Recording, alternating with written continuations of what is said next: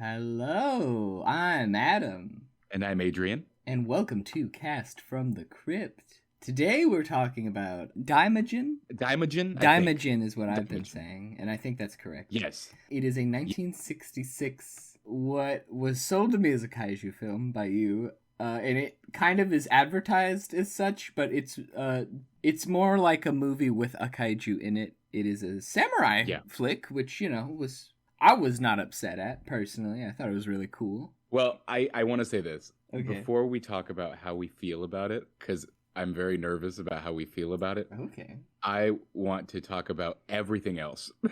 Okay. Because I'm very curious to know how you felt about it. It's a weird movie. I mean, this is a really weird, unique film. Everything about it, right? Like, not just the movie and its plot, but rather Daiei, the studio behind producing this film, is also incredibly interesting and has an interesting history. And so I'm just kind of eager to unpack all that first. Okay. Well, first of all, did you see that there's 3 movies? I did. And they were all made the same year. So, yeah. There are 3 movies. They were all made at the same time. They were shot all here at the same time. And all released in 1966.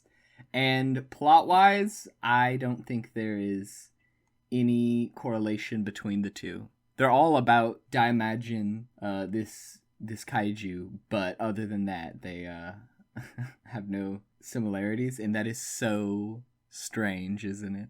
It is. It's super weird. It's incredibly unique. I believe they released the movies theatrically 4 months apart, all 3 of them, which I just think is insane. Like, very bonkers. What a strategy. Each movie has a different director. That's the only thing that's different about them. They use the same crew and a lot of the same props and such for every movie, which very resourceful. I haven't seen the other 2. So there's Daimajin. There's the second movie, which has a different name in the West, because these were released later on in the West. Interestingly enough, I think one of them wasn't. Niche, but I'm not sure that one. Yeah, I think it has an English title, but it doesn't have an English translation. So unless you speak Japanese, you are not gonna watch it. The Return of the Wrath. So there's Return. Yeah. There's Return, and then there's Wrath. I think Wrath is the one that does not have an English. How interesting. But, maybe I'm full of it. Yeah, well, I don't know. I gotta watch it. I know that a few years ago they were released on Blu-ray here in the West. And I don't know if it was just those 2, the first 2, or all 3. They have a bit of a cult following, which I understand. I understand the cult following behind these movies. This first one is, you described it, or you began to describe it. It is marketed, from the poster to the name, which is, of course, titled after the titular character. It's all marketed as a kaiju film. And in fact, I read a whole thing about how kaiju isn't actually even the correct, I guess, label for this film. There's a subgenre that actually applies more so to creatures like Daimajin, stone creatures. That's like a whole nother thing that we don't have to get into. But it's marketed as a monster flick, and I would say 80 to 85% of this movie is spent on a feudal Japanese drama instead, which is just incredibly unexpected. And if you're not into that, I could see that being really disappointing. I was super into it, though. That's the thing about me. Good. No, I'm glad. All right, well, fine. Let's get it out of the way then. Okay. I guess. Because so you did enjoy this movie. Yeah, I think so. It was no Kurosawa flick. Not by a long shot, but still. I am glad I got to see some samurai movies. Dude. And you did not? You were not a fan? No, I loved this freaking movie. Oh, good. Okay. Like it blew me away very briefly, because there is some meat to this plot, but it's nothing that we can't sum up pretty quickly. Of course, we're in feudal Japan, so there is a series or many warring clans that we meet here in the beginning, or rather, I think we really just meet 2 sides in this movie, but we are led to believe. And I've also kind of spoiled myself and have looked into the other movies that there's many, many clans that are warring, and that's largely important to the setting of the Daimajin films. So here we are in a village in a province called Tanba, I believe, and very early on, within the first opening minutes of the film, We meet these peasants that are loyal to this god of the mountain that is nearby, and I guess his name is Daimajin, okay? And that is in the first 5 minutes of the film. Now, that is very, very important because, in my view, this movie is the ultimate Chekhov's gun. It is the ultimate Chekhov's gun. Because in the first 5 minutes, we are told about this mountain god, right? The earth rumbles, and these villagers are filled with fear at this vengeful spirit that lives in the mountain.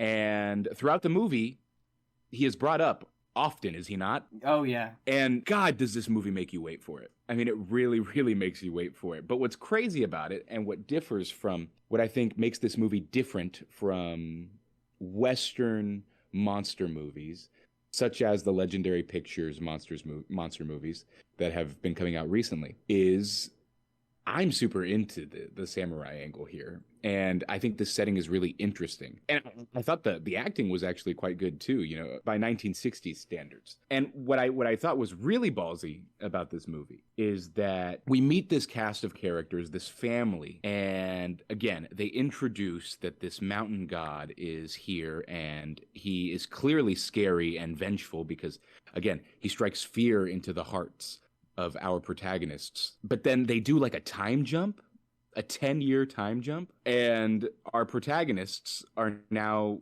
young adults. And still that mountain god presumably has not come to life. Nothing has come of it. So not only in the movie are the characters waiting, 10 years for this thing to actually come to life and activate and wreak havoc on the world, but us, the audience, we go along on that journey because I think of the 84 minutes that this movie runs, we do not see Daimajin for 65 of those minutes, and I don't think that's very far off. No, yeah, I think I timed it, and this is an hour, 20-minute movie. You see him an hour in, and there's 20 minutes left. So, well, plot-wise, brief synopsis, like you said, there's a time skip. The movie opens. Village, we've got a lord, very simple.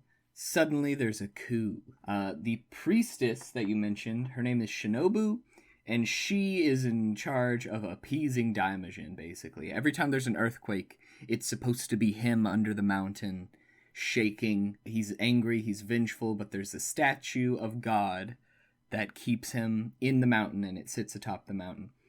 And in order to appease him and have him not cause earthquakes, this priestess has to do this festival in order to appease him. And while everybody was afraid because these earthquakes are happening, this coup takes place where Samanosuke is the Chamberlain, and he stages a coup and takes over and kills Lord Hanabusa and his wife. And his children are taken away by Kagenta, who is this samurai, and he saves these 8-year-old children, and they leave. So that way they can grow up in 10 years and come back and try to right the wrongs done by these dastardly characters. And most of the movie is this struggle. One thing I found very refreshing to me was that it was just something I hadn't seen before.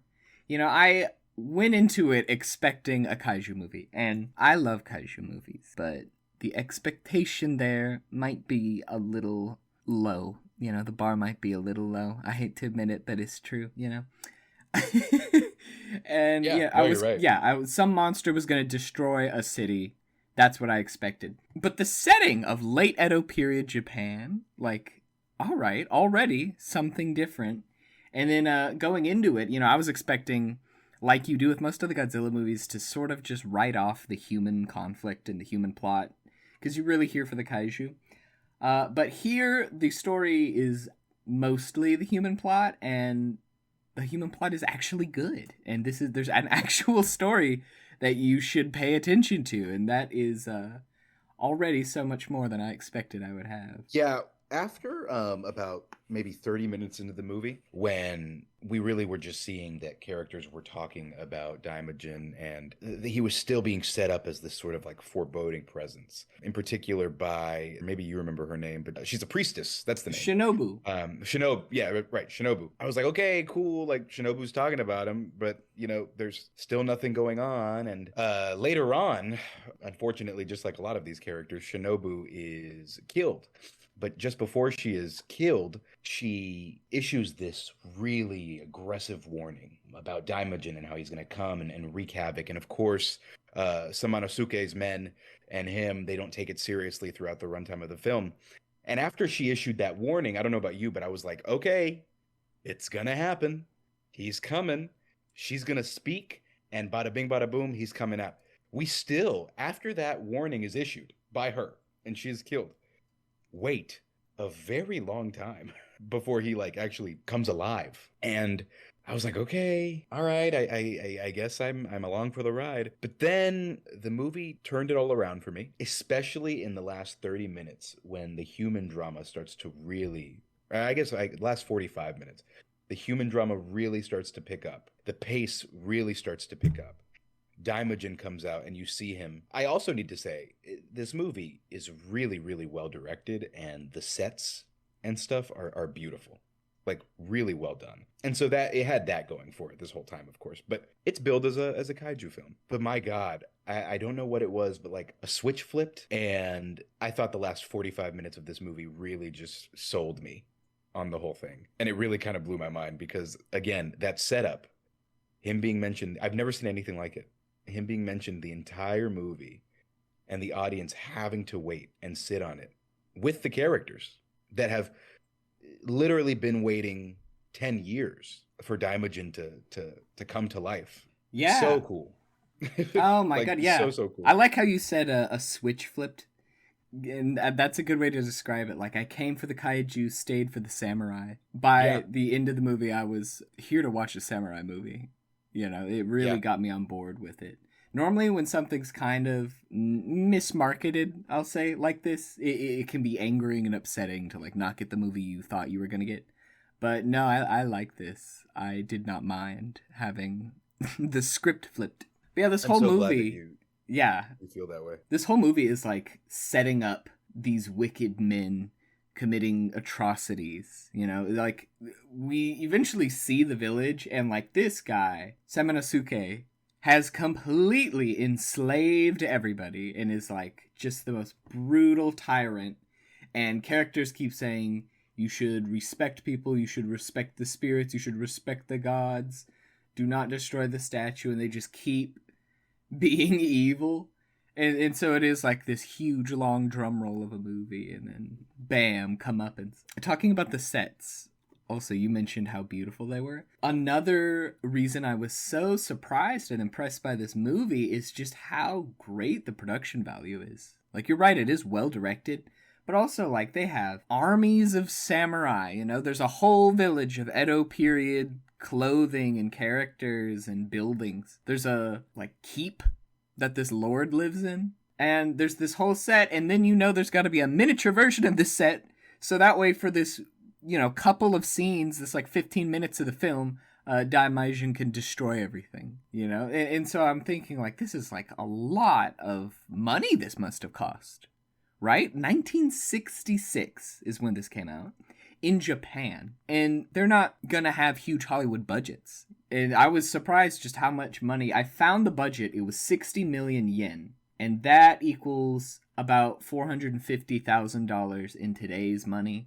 Almost $500,000 in 1966, though. You could make that go pretty far, and I think they did in this movie. And I guess it makes sense, though, now that I know they squeezed 3 movies out of the production of this one movie. Now it makes a little more sense like why a studio would sink so much money into this film that could have been easily kind of looked over in the face of movies like Godzilla and King Kong and their franchises and everything, and Gamera and all that. But yeah, I was pretty impressed by a lot about this movie. No, me too. It's worth noting that the 60s for Toho were incredibly lucrative. 50s and 60s, I should say, are when Toho put out a lot of the movies that Godzilla fans, modern Godzilla fans, consider to be the absolute classics. Daiei, I am almost certain, was not operating with nearly the budget that Toho was, right? For example, even just the first Godzilla film almost had double the budget that this movie had. And yet, I would say for a movie that came out a decade later with a budget half of a movie that came out a decade before it, right? I was so impressed, and I was actually shocked to see how small the budget was. Like you said, not even $500,000. It's astounding. There's little quirks here and there. You do notice that Daimajin's size is inconsistent at times, or at least I did. I don't know if you noticed that. Oh, he shrinks significantly at one point. Right. But it didn't bother me because, again, a lot of this is so riveting, and I just don't care about the inconsistencies, especially when I see the context, right? This was a much smaller film studio than Toho, trying to make a epic samurai film with a really strong monster in it in order to compete with stuff like what Toho was making at the time. I'm very impressed, right? Regardless of the quirks. Knowing it's a little disappointing, I will say this. Knowing that they put out those sequels back to back to back, it's disappointing to know right off the bat that they really didn't invest the time that they should have with this character. Because could you imagine them putting out this movie, getting the reception that they did, which I think was good at the time, and then improving, right? Getting more money and improving upon that. That would have been cooler, I think, but it is what it is. Beggars can't be choosers. I'm really happy this movie exists. And I'm very excited to watch the sequels, though I'm sure they're not going to scratch the itch quite the same way. The sequels / alternative movies. Yeah. Yeah, that's super weird. It's so, I mean, but it feels like something that, like, a low-budget B-movie studio would do. You know, just reuse a set a couple times to just squeeze all the money you're sinking in for a few movies. The 60s were huge for the B-movie scene. Like, that's probably the golden era of B-movies, I'll say. To the point that B-roll was being used for multiple movies in America. Like, stuff like that was common. And to see those kind of tactics used for what otherwise was like a really high-quality movie was just kind of surprising to read. I get you there. There's a really good, solid community behind these movies. And that's just here in the US. Like, scrolling through Reddit and finding various, like, forums, I've been able to find a lot of people that are really interested in this movie and are big fans of it. One of the things I have read the most, and I'm talking like 15, 20 people that I've bookmarked their comments or have flagged before recording this, is Slept On, right? Most slept on monster movie from the 60s, from the golden era of kaiju films. And I really can't agree more. I mean, I could name several kaiju movies that have been built up from the Godzilla canon that really we haven't been all that impressed with. I have a few that come to mind for me personally that I've sat down to watch because people say, oh, this is one of the definitive Godzilla movies. And either the human drama is just so half-baked and uninteresting, or the acting is just so bad. Or the moments when Godzilla is on screen, it's just not all that captivating. It happens. For me, this movie is really up there with like some of the best.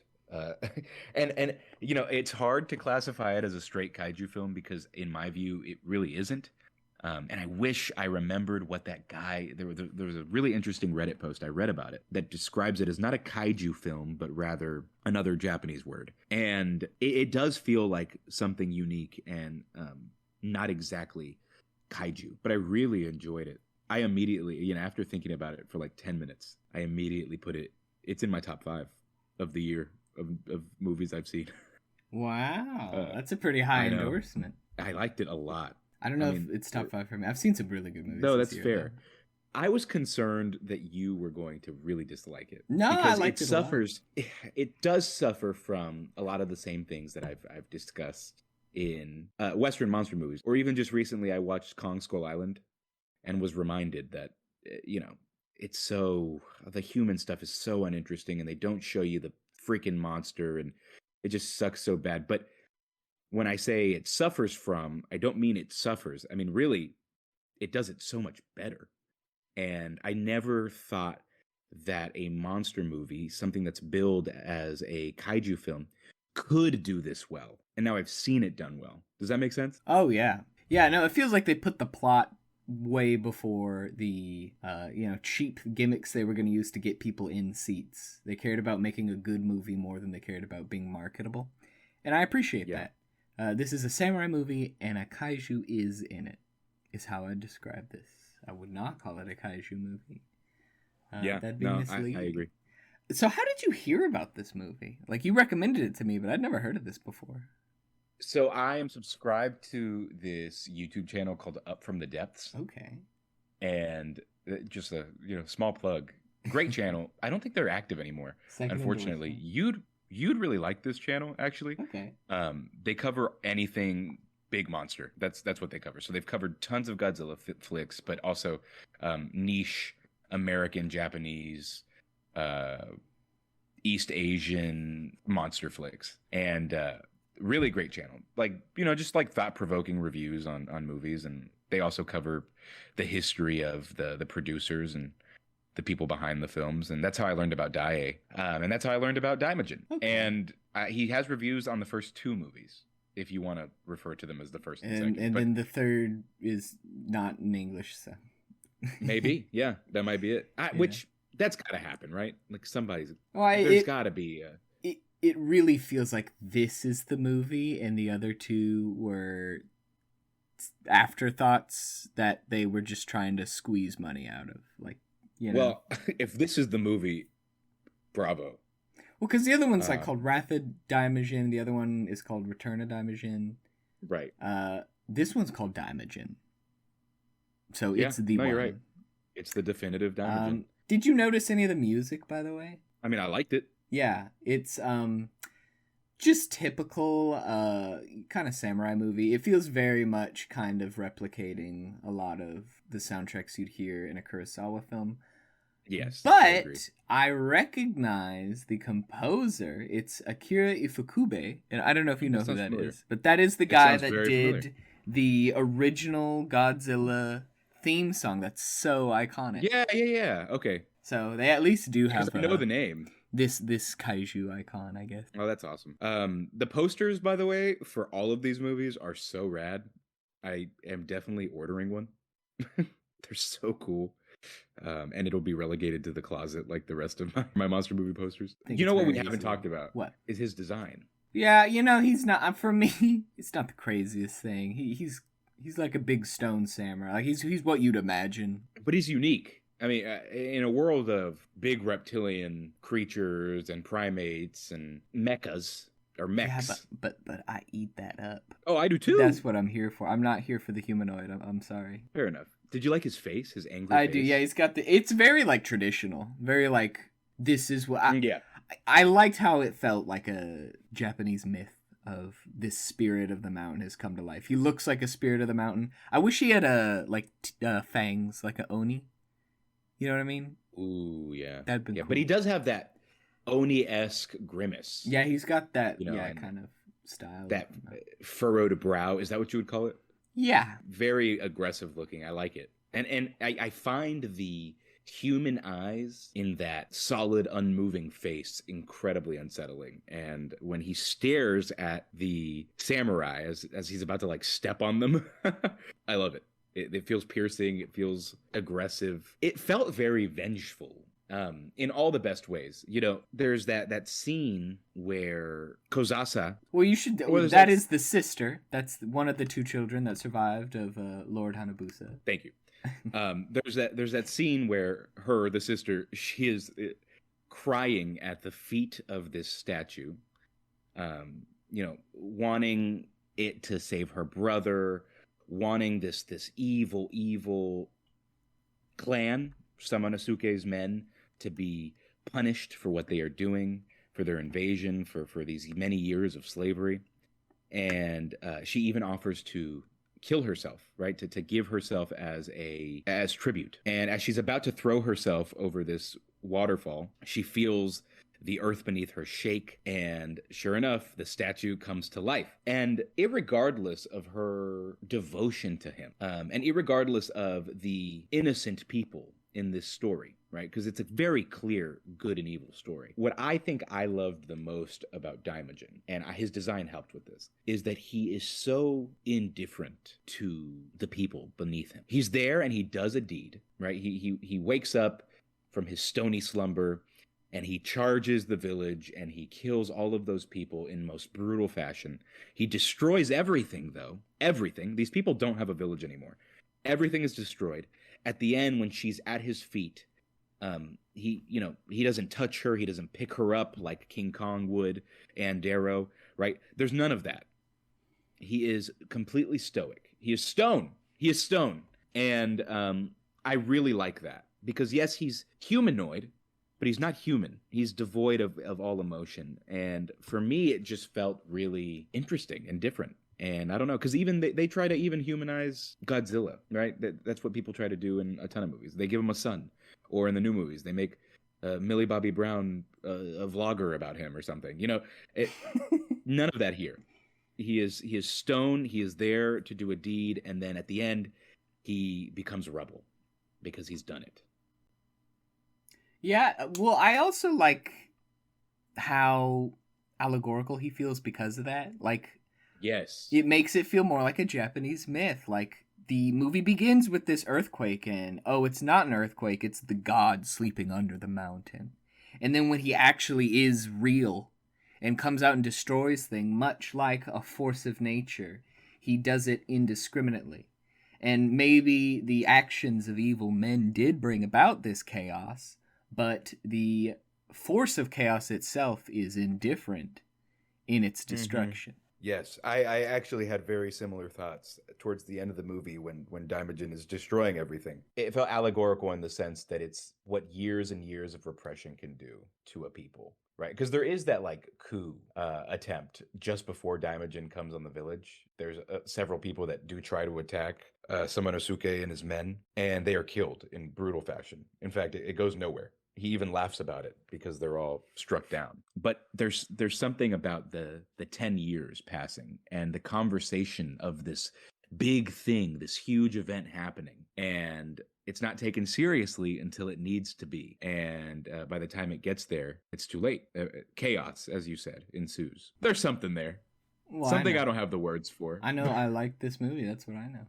Yeah. I'm very glad you recommended it to me. I had my reservations going into it, but I was happy when I left. I'm so happy. I'm really glad you liked it. I don't get to see enough samurai films. I'm going to watch some more Me neither. Kurosawa films after this. So there you go. That's on my list of stuff to do. If you're interested in watching this movie, we found it on YouTube. Oh yeah, it was just on YouTube.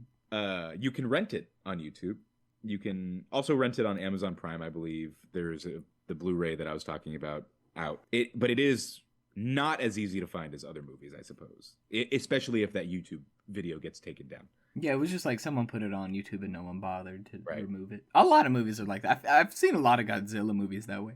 Yeah, me too. Okay, well, thanks for recommending it, and thanks for talking about it with me. Thank you for talking about it with me. Of course. Thank you, everybody, for listening. Goodbye.